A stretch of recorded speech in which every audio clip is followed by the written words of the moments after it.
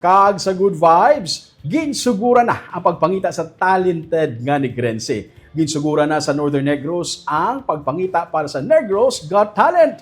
Yaring report.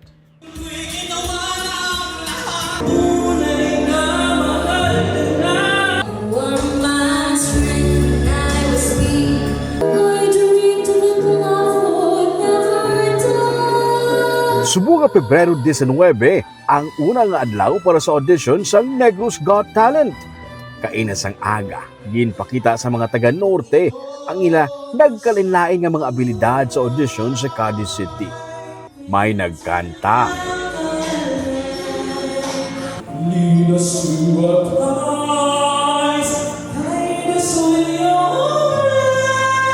May mga nagtukar sang instruments. Bata man o kung tigulang, nagalaom, nga mapaambit ang ilang mga talento sa kasubong Manila nga mga Negrense. Welcome kutob sa may mga pinasahi nga mga talento diri.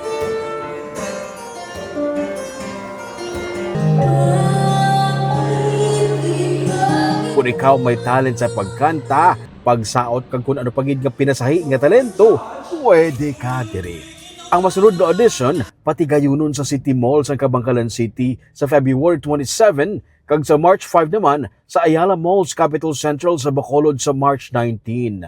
Base, ikaw na ang mangin grand champion sa Negros Got Talent. Individual o kung groups, pwede diri.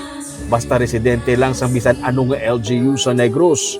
Ang grand finals sa April 19, 2026 sa Panaad Park and Stadium. Kabahin inisang 30th Panaad sa Negros Celebration. Sundayag kag ipabugal ang talentong tatak Negrense.